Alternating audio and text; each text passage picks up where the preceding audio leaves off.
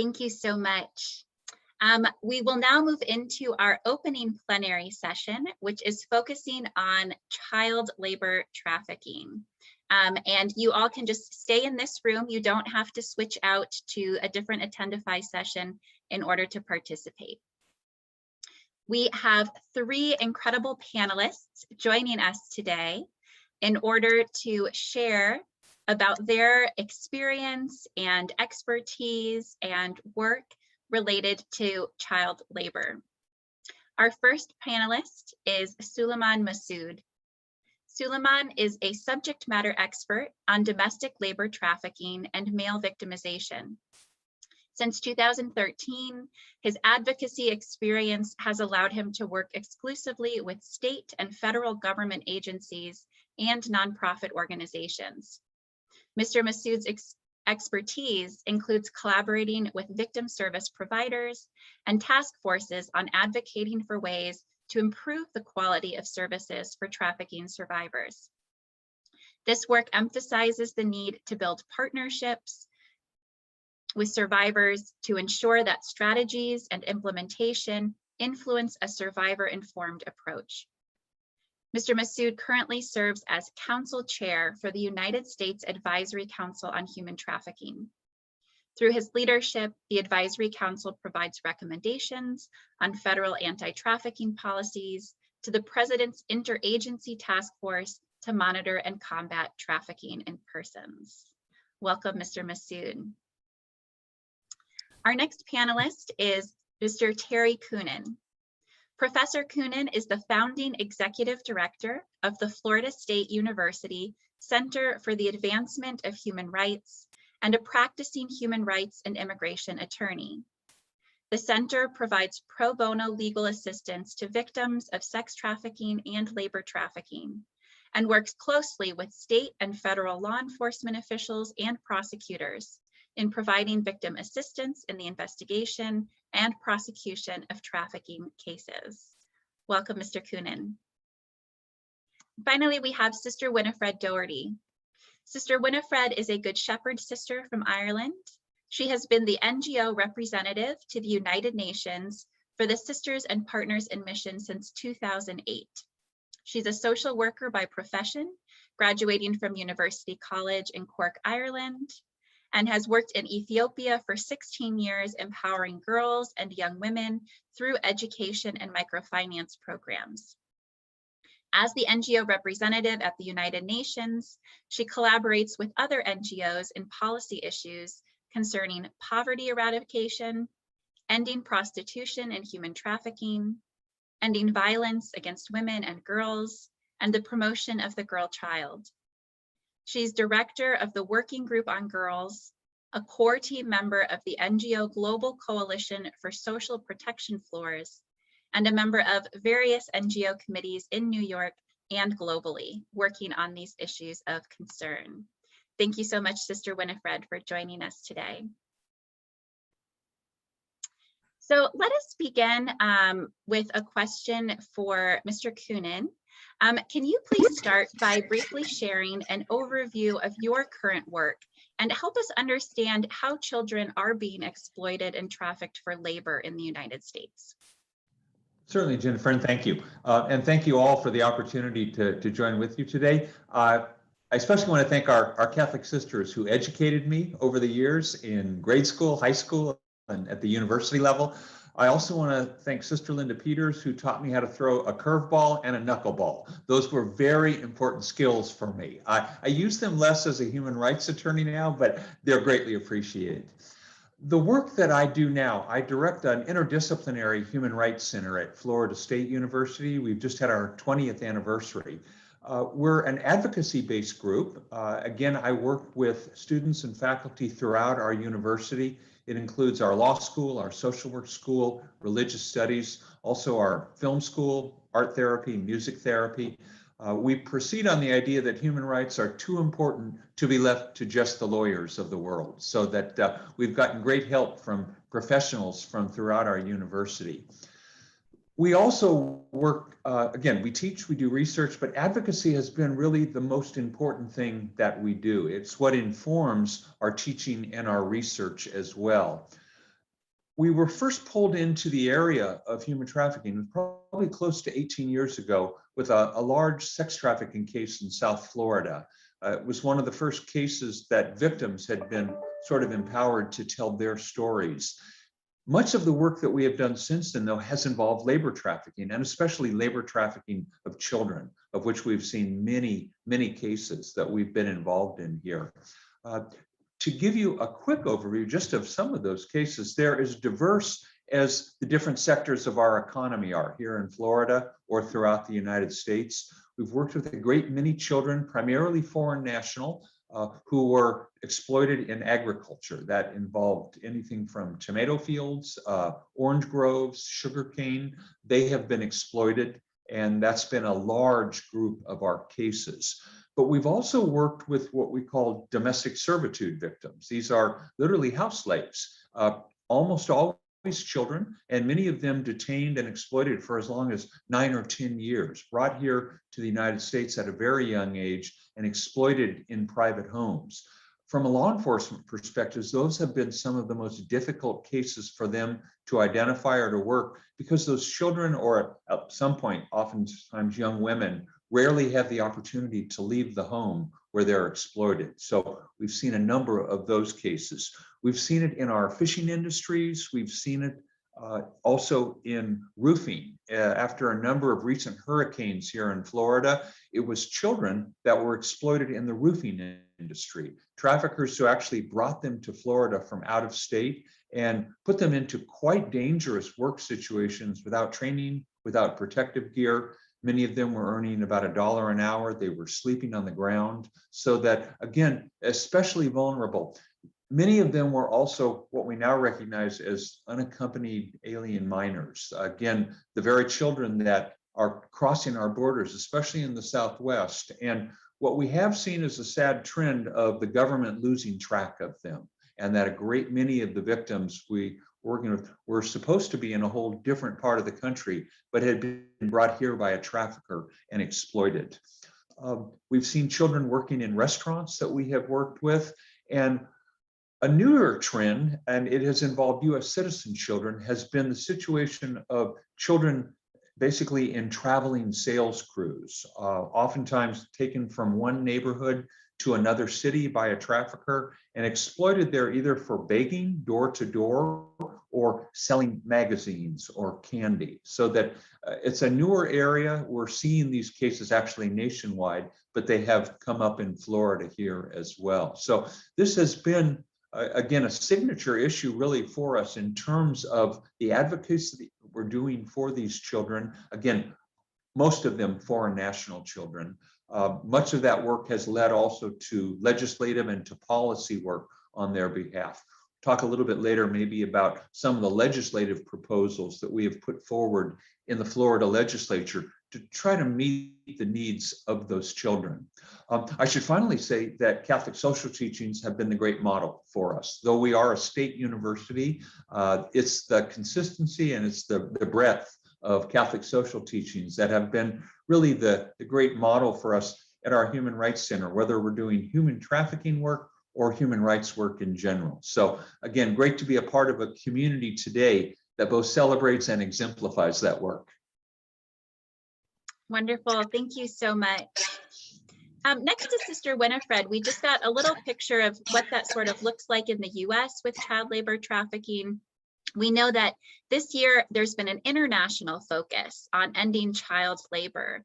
So could you speak a little bit more to this global focus as part of the Sustainable Development Goals on ending child labor and what the current reality looks like, especially given the last year and a half of the pandemic? Thank you very much, Jennifer. And it's delightful to be with Terry and Suleman on this panel. And of course, I'm delighted to be with the Catholic Sisters Against Human Trafficking. So much has been done by sisters throughout the world in this terrible plight that people, men, women, and children find themselves in. So this year, 2021, is dedicated as an international year for the elimination of child labor. And you might well ask me, well, what use is that? What difference does an international year make? And to start off, I want to say that your invitation to me this evening helps me to fulfill a pledge that I took with regard to raising awareness around the whole issue of child labor. And then if we kind of move then to the international level, well, the aim there is to encourage legislative and practical actions to eliminate child labor worldwide. And it was interesting when Terry was talking, he was talking about influencing legislative practices. Recently, Guy Ryder, who is the Director General of the International Labour Organization, he said, and of course I agree with him, and I think everybody does, that there is no place for child labour in society. It robs children of their future and keeps families in poverty. And I dream of a world where child labour would be ended. But we all know from our ministries that this is not the situation. The issue of child labour is not new. It has been part of the International Labour Organization's goals for over 100 years. And there has been success. In the last 20 years, almost 100 million children have been removed from child labour. Now that's significant, bringing the number down from 246 million in the year 2000 to 152 million in 2016. However, progress across the regions is uneven, and that won't surprise you, with over 72 million children in Africa being engaged in child labour. And this is followed by 62 million children in Asia and the Pacific region.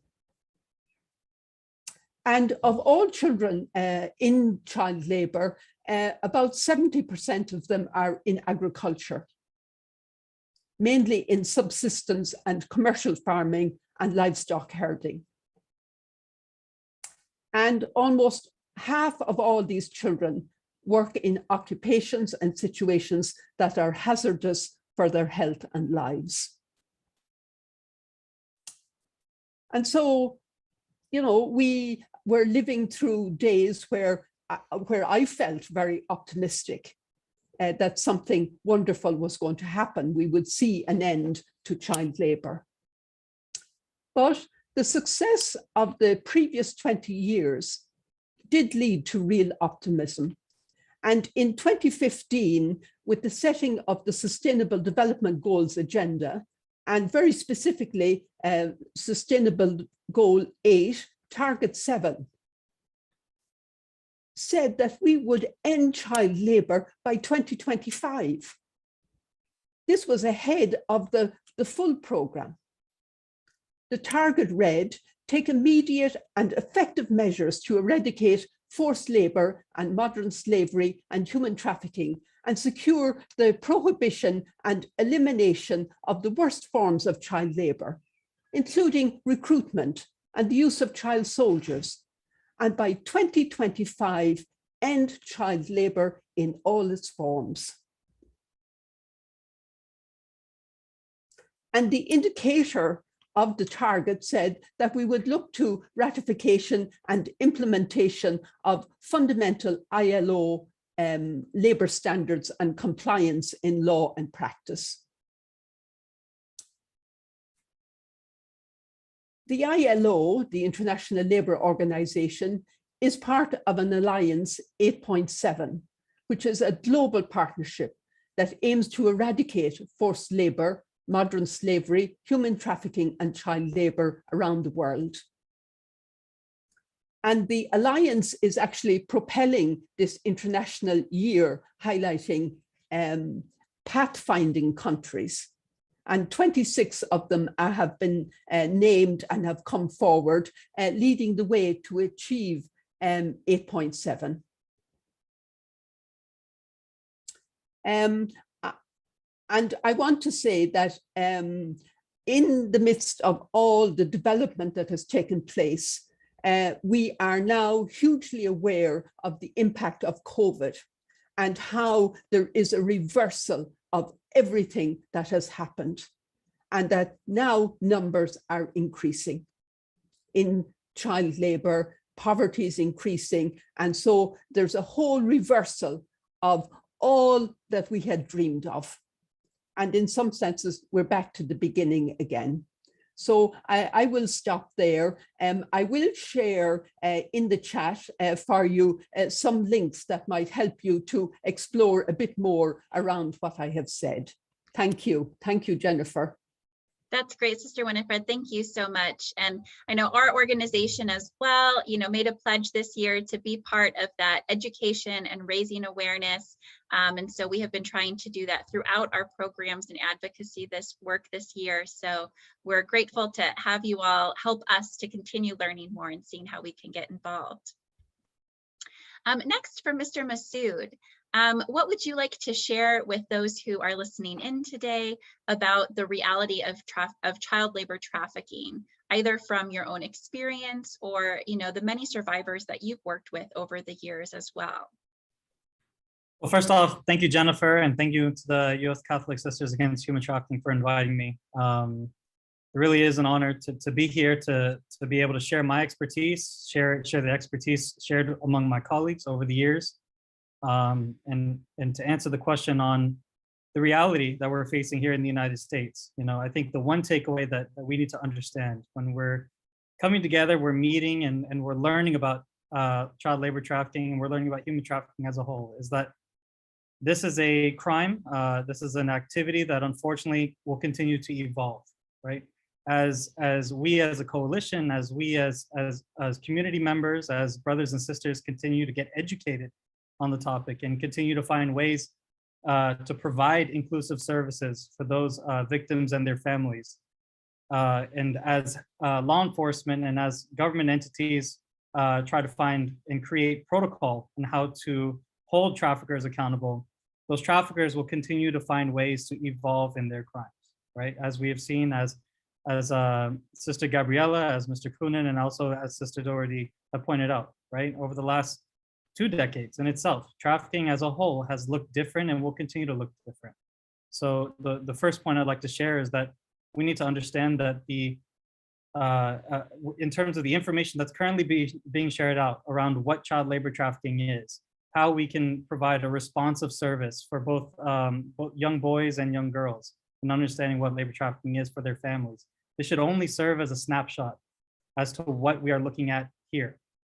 And many times when I work with agencies, they may look at what a larger community or a larger agency is doing in terms of their marketing or in terms of their outreach or how they work with victims and their families in service provision. But we have to be mindful in understanding that we have to be able to create a tailored and an inclusive service provision that's exclusive to the communities that we're serving. We try taking a template, or we try taking a protocol that from a large organization that may not be speaking directly to the communities we're serving, that may create a lack of communication between the victims and the families that you're trying to reach and the services that you're trying to offer. A simple example I can provide on this is labor trafficking in the United States looks very different in different areas, right? We've heard, and I had the chance to hear a couple of minutes before our panel, right? The types of industries that are affected here in the United States, right? We can talk about traveling sales crews, right? We can talk about agriculture. We can talk about oil industries and oil fields. We can talk about restaurants, gas stations, right? But what labor trafficking looks like in your community is going to look different from communities in other countries and other states. So in California, for example, agriculture is a predominant industry where unfortunately young boys and young girls are exploited into labor. However, if you look at a state like New Mexico, oil refineries, maybe an industry where young boys maybe working in, or maybe fabricating an ID to work in to make ends meet for their families, right? Due to familial pressure, right? Could be from the country that they that they may have been originated from if they identify as non-citizens. You can also look at, you know, familial trafficking in the sense that you look at family-owned businesses, right? And how that looks like maybe different from community to community. I think to comment on Sister Doherty's remarks regarding around COVID, I completely agree with COVID. COVID has only, I think, unfortunately, in the United States, COVID has put us in a position where we've continued to turn a blind eye toward what we're seeing in front of us in terms of labor exploitation. You know, as lockdowns existed, as stay-at-home orders were in effect, many of us that do this work, and even those that work in different industries, were forced to work home or stay at home, where we're in a position where we have to order masks, we have to order supplies, we have to order different types of things, even food, right? To make sure that we're taking care of our families, right? However, with the use of a phone, it's so easy to neglect who is making these products, if the products are being made ethically, if the restaurants that are providing food are following work violations and also following minimum wage. So I would say COVID has unfortunately continued to put blinders on as far as how we can identify, report, and find ways to communicate exploitation that happens in our communities. A quick remark I can make regarding my own personal experiences as a survivor. I would say that in my advocacy to you all, it's important to understand that every survivor of trafficking does not share the same story, right? Or does not share the same type of exploitation.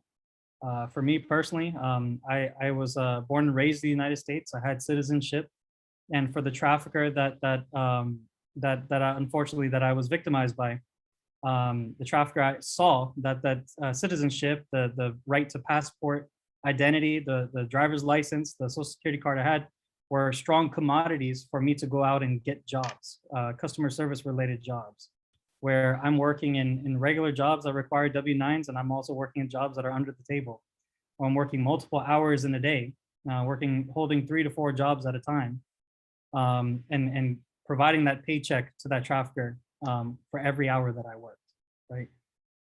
In order to, I think a similar theme or a recurring theme that unfortunately survivors of labor trafficking may experience is going to be that threat, right? It could be that fear. To take a step back, I can identify as somebody whose family is from South Asia, from Pakistan specifically. One of the things that we have been taught is to never question authority. If somebody is presenting themselves as an authoritative figure, somebody is showing maybe a badge or some form of identity that's confirming that they may be working for the government or they may be working for law enforcement. In our culture, we typically don't question that. So when this trafficker came to our home, we met him through a mutual friend, and we saw him as a family friend. He was somebody who presented himself as a government official. This put my family in a position where, as Mr. Coonan referenced, with domestic servitude, right? This was something that unfortunately I was subjected to. It came through the years of relationship building with this individual that as we got closer to him, we considered him to be a part of the family. What this individual mentioned as his authority or as his identity as being a government official, he was required to have security detail around him. We used to see SUVs as part of this facade, where you see SUVs driving near around us to create that persona that this was a government official. So it came to a point where this individual said, you know, for the amount of money I'm spending on this on you all as this family, on security detail, you now owe me, right? So unfortunately, I was subjected to that forced labor, where as a minor, I was working in these what he used to call safe houses, where he used to perform government work that he fabricated, right? But I used to do a lot of moving furniture, a lot of electrical work, painting around the house. And then as I grew older and I had authorization to work, that's when I started working these customer service jobs. And as I've mentioned, every paycheck I'd make would be provided to him out of fear that this man would harm my family, this man would harm me, and out of a consistent fear that that because we again, as we were taught not to question authority, that this individual, as representing law enforcement, could also do something to my family. So I say all that to say that it's, you know, labor trafficking comes in multiple different forms, and the takeaway I'll have for this question is that labor trafficking continues to evolve, right? So it's important that the services that we provide, the conversations we hold for victims and their families, is to make sure that we're creating a responsive approach to listening, to advocating for them. If we are used to seeing a certain type of population, a marginalized community that you know, you're serving, it's important to not have the same one-size-fits-all approach into having communications, into having providing services, is that you're making sure that you are providing a responsive and inclusive approach to those victims and families. Thank you so much. Thank you for that important reminder that this crime of labor trafficking evolves, you know, given the circumstances. And so we have to constantly be re-educating ourselves, staying aware of what that looks like right now and today. And thank you so much for sharing a little bit of your experience as well. Sister Winifred, I know that earlier this year, the Good Shepard sisters were recognized for their efforts, particularly working to help end child labor in mining. Could you tell us a little bit more about the work of your congregation in that area, and maybe some ways too that, you know, consumers or advocates at home could get involved in the work that you all are doing? Thank you again, Jennifer. And I'm going to share PowerPoint because I think it will help to make the situation more clear to the participants and all who are listening.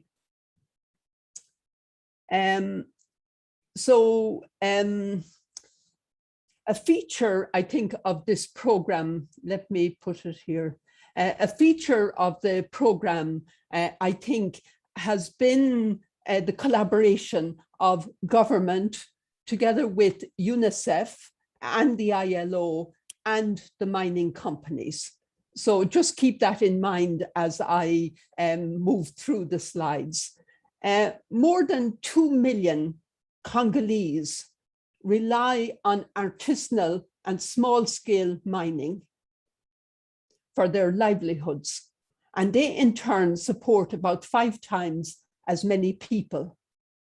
So, you know, it's eking out a living that gets children into the mines.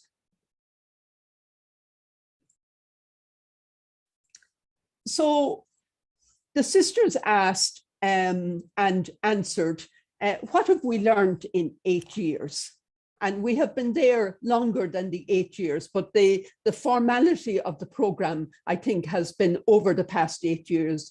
And prior to that, when the sisters went there, and they were Kenyan sisters who learned French and went to the DRC on the invitation of the bishop to help with the number of children that were in the mines in a place called Kuweze. So what they have learned is catch-up school and vocational skills, food and recreational programs. These are key aspects to help eradicate child labor. Secondly, that abject poverty is a major cause of child labor. And thirdly, that children in the mines have never been to school, the majority, while others spent 5 to 7 years out of school.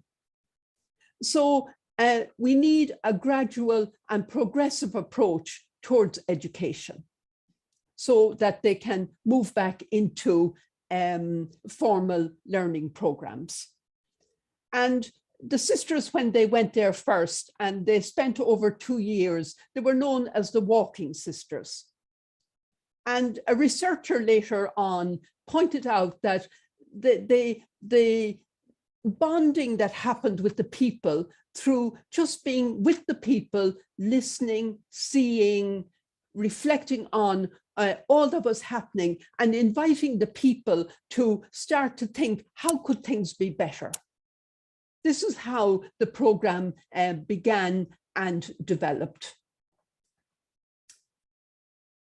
And also a fact around education is that the number of public schools, there were only 2 in Kuwaiti, and that makes it very difficult for children to access free primary education. So an integrated approach is very important. And this involves bringing in subsistence in terms of helping the household and protecting children and bringing all together and forming bonds of social cohesion so as to address the root causes. So it was children whose parents were engaged in agriculture and small trade, they definitely stopped going to the mines. So as the program evolved and alternatives came up, then parents took their children out of the mines because they were in a position to be able to feed them. And the other aspect was, and we find this very important, partnering with the mining companies. And Bone Pasteur in Kuwaiti has done this, I'll say with limited success. But I also feel that government, I'm very strong in this point actually, like government are duty bearers. And therefore it's their duty to provide education, universal education, to provide universal health care, and to ensure that companies are regulated and pay the proper taxes such that services can be provided. Now, recently in looking at what happened, 3,500 children quit working in the mines. And over 600 children have been integrated into formal and secondary education. And this takes time, bringing children up to a level whereby they're able to enter the formal school system. Alongside the focus on children and learning, there was a lot of emphasis on alternative income, alternative ways of finding food and having nourishment for children and adults. And so parents were very much involved in this, and ongoing empowerment education, both on human rights and on sensitization as to what was happening. And in total, 120 households engaged in alternative livelihoods. And this is mostly around agriculture, but not just agriculture. There's also sewing projects and the selling of small items, purchasing and reselling. Now, looking at the successes, it's also interesting to look at what didn't work and why. Children dropped out of school when new mines started opening. There was a high demand to take children in the school, but there was reduced capacity. Ensuring a secondary education. This was difficult because some children returned to the mines with their parents and started selling in the market. And then the big issue, of course, is the long-term commitment of mining companies to community development. And this maybe links in a bit with what Suleman was saying in terms of the engagement of the community. And here I want to say this is very real in today. how COVID-19 has impacted the results. You can see there immediately 28% of children are absent from school each month, and 10% of girls have dropped out of vocational trainings. And children have gone back into the mines. There has been increased cases of malnutrition after the school canteens were closed. And so over 300 children, it has been documented, have relapsed into malnutrition. And of course, for girls, there's always the double burden, not just being a laborer, but also being sexually exploited. And so we have this increase in early pregnancies because of the strict confinement at home and lockdown orders. And of course, rumors about the side effects of vaccines didn't help in terms of parents getting vaccinated when the vaccines were available. So I hope that this has helped you to see something of the inside of what happens in a community that is engaged in trying to address the issue of child mining, when there is little engagement from the government, although some, lack of school facilities, lack of healthcare, no good food, and the mining companies continue to exploit and renege on commitments, etc. So, and human rights violations continue. And then we have the pandemic that brings us right back to almost where we started, not exactly, but almost. So thank you again. Oh, thank you so much, Sister Winifred, for giving us that overview of the important work that the Good Shepherd Sisters have been involved in. And it's really heartbreaking to see how so much of the progress that had been made has gone backwards during the pandemic.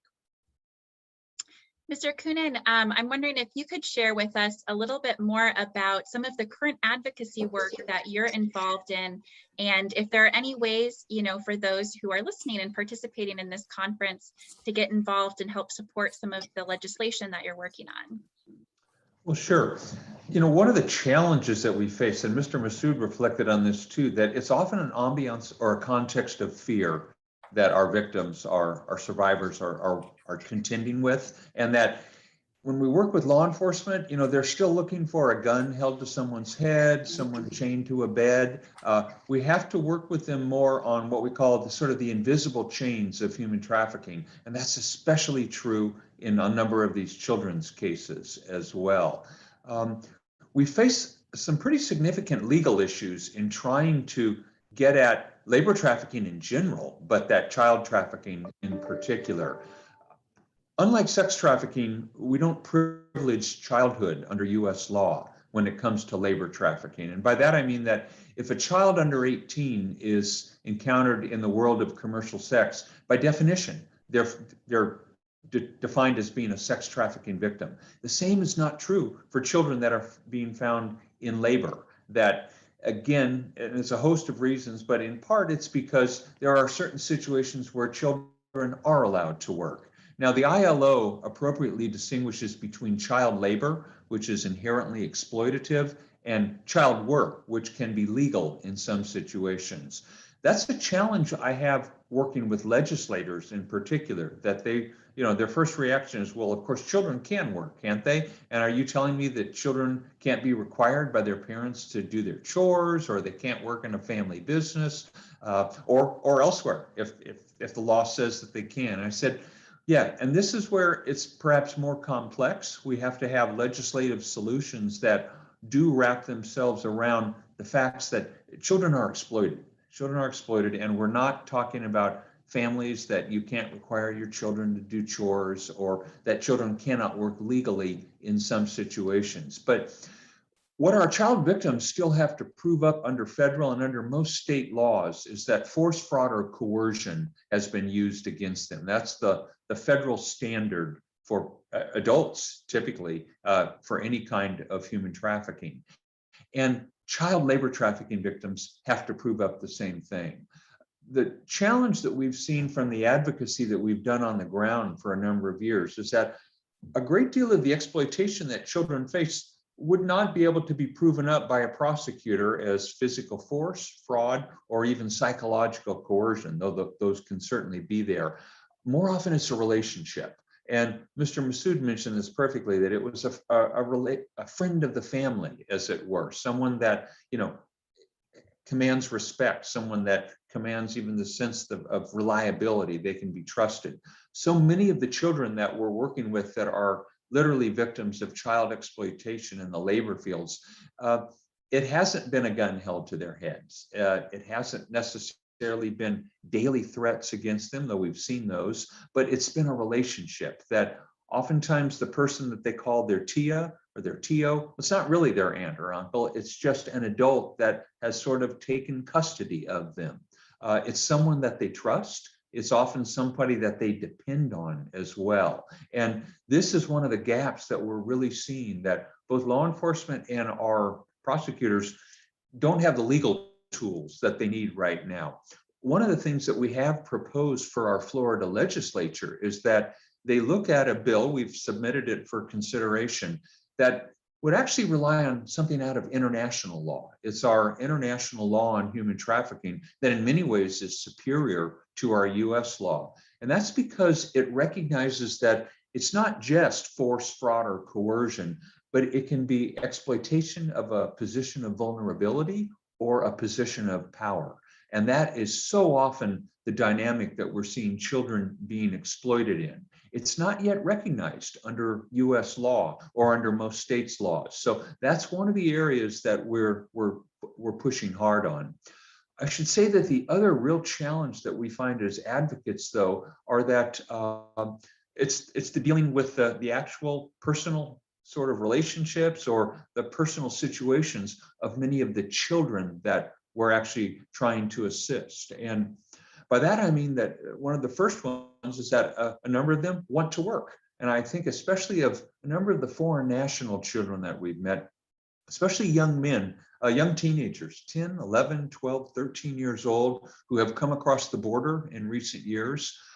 Sadly, at times, their case manager, say from the US government, has lost track of them. And suddenly they are in a position where they're being worked, typically for very low wages, long hours, in very abusive situations, or in some cases, like Mr. Masood mentioned, they don't see their paychecks at all, but they want to work. And the challenge that I've found with a number of the young men that I've worked with is that they come from countries where when you are 12 or 13 or 14, you're considered a man and you're considered somebody who's ready to work and who's expected to work. So many of them don't see themselves as victims. The mere fact that they're being worked doesn't necessarily mean that they're victims.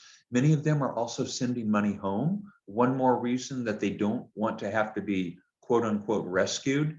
And then the third area that we've discovered is that they don't want to be rescued because they don't want to be put in a group home here in the United States where they might have to, well, first of all, they wouldn't be able to work, and where, again, they might have to go back to school. Several of them told me, basta, enough of school. I never want to have to go to school again.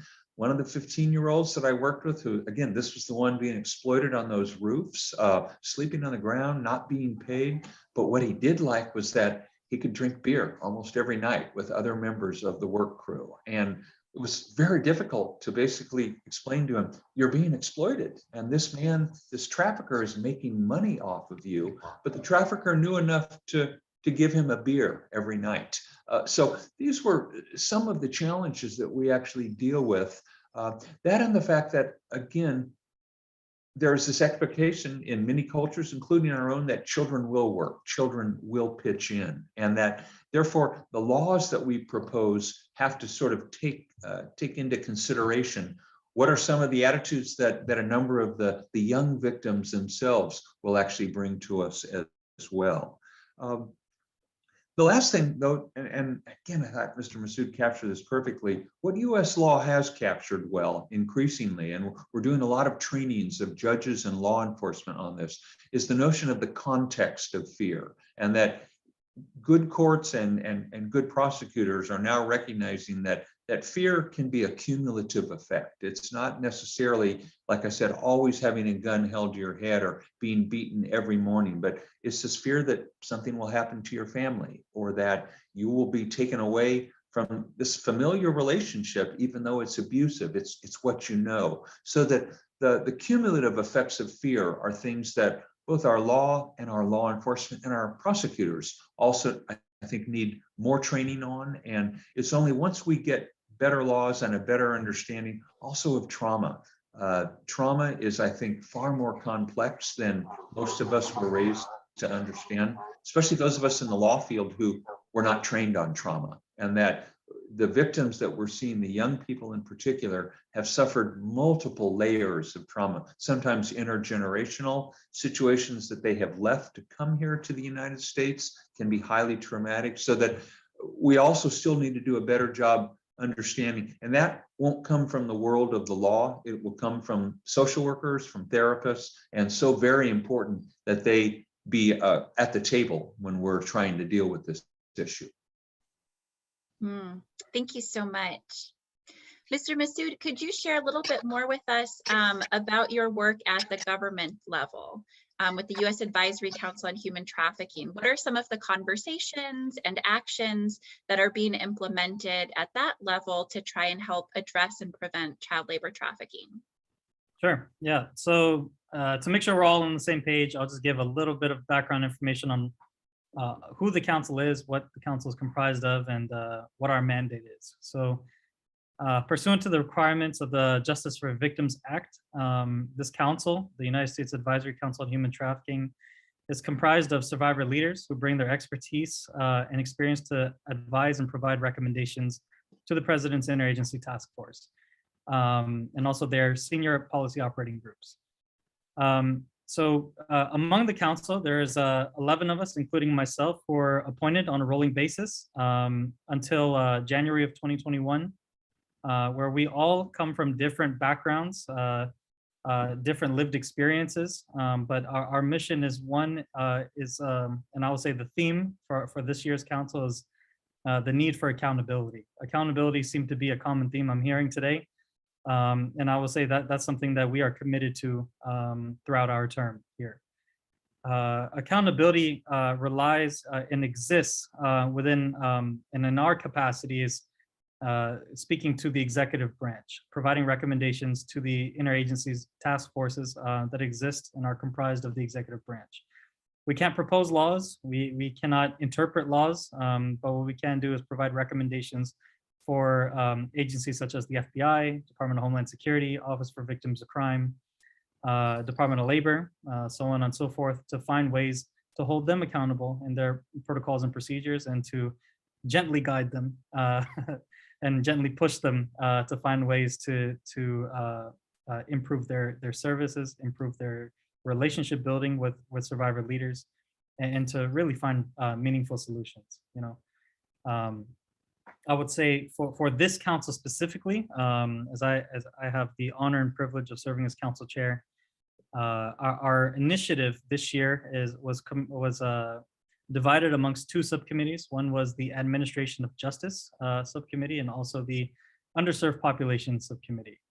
So for the Underserved Population subcommittee, it speaks to a lot of the nuances around, I would say, providing responsive services to marginalized communities. So with respect to children, right? Understanding children's needs, whether it's based off of the gender identity that they identify with, whether it's based off of the cultural identity that they identify with, but really meeting survivors and their families where they're at and trying to find inclusive services and really kind of bridge the gap between institutional barriers that exist for service provision and to, like I said, enhance communication. So for the Administration of Justice Subcommittee, our initiative is really to provide promising practices for prosecutors, for federal law enforcement, to find ways to bridge the gap in their way of communicating to victims and their families within the criminal justice system. I have the pleasure of working on the Administration of Justice Subcommittee, and one of the things that we are really, and I will put this in the chat, one of the things that we're really looking at and having active discussions on is finding ways to make sure that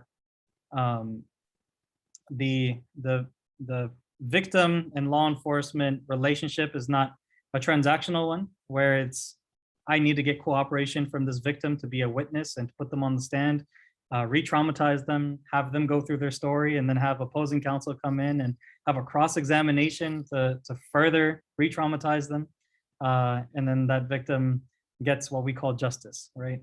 The goal, instead of, for our conversations at least, is to find ways to incentivize and to build a trusted relationship between both parties, to really examine the way that a survivor and a federal law enforcement entity or agency can build partnership together in their journey for, again, in the common goal is to find justice, not just for that victim and that family, but the neighboring community.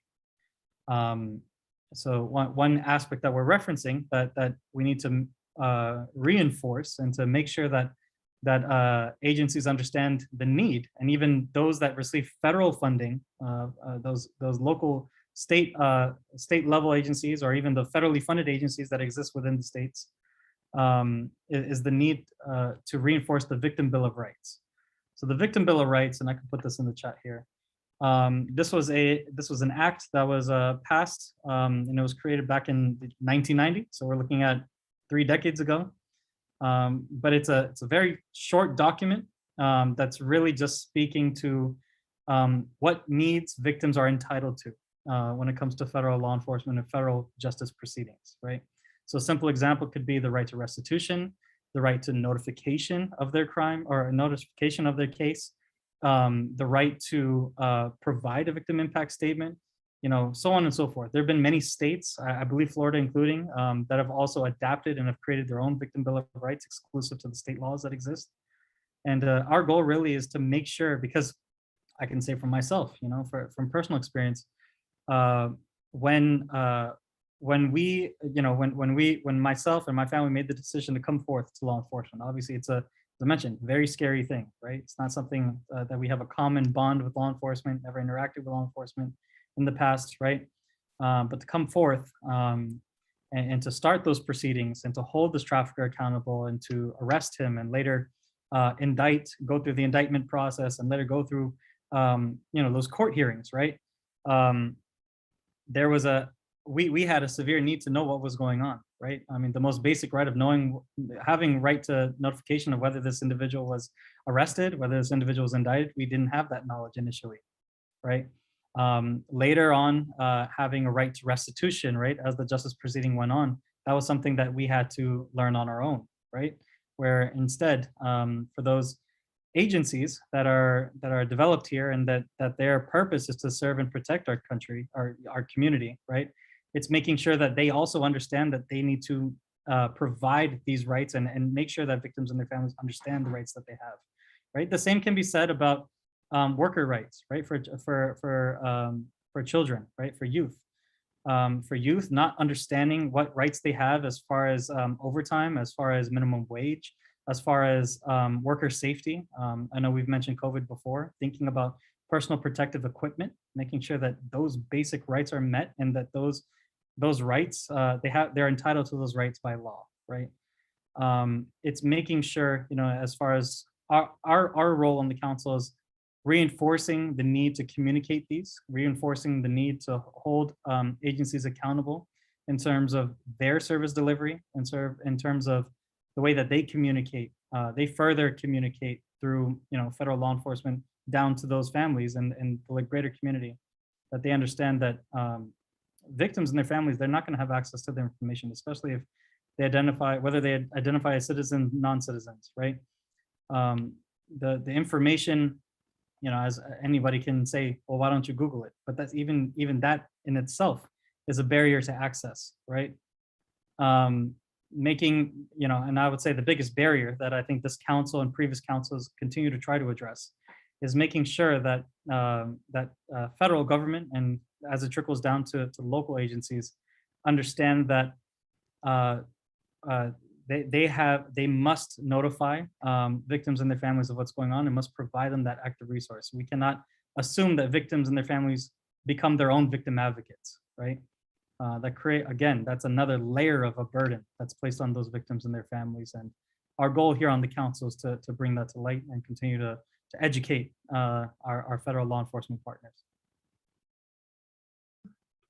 Thank you so much. This has been such a rich discussion, and I wish we could go on all night. Unfortunately, we're right about time. So I want to just end with maybe one quick go around for each of you. If you can think sort of 1 minute or less, what's one action or one thing that you want people to know going forward, one way that they can make an impact related to ending child labor. So I don't know if anyone, whichever the three of you wants to start, but we'll just do one quick little go around to end with. If I could start, and it's Great. something we've been talking about for years, but look beneath the surface, that so many of our child labor trafficking cases, they don't happen in remote places. They've been reported by neighbors, by school teachers, by school resource officers. Yeah, it's just looking to see, well, this child, do they have some form of, do they look like they've been abused, or is there this sense of fear? If something looks wrong, report it and let authorities and investigators sort it out, but look beneath the surface. Perfect. Thank you so much, Jerry.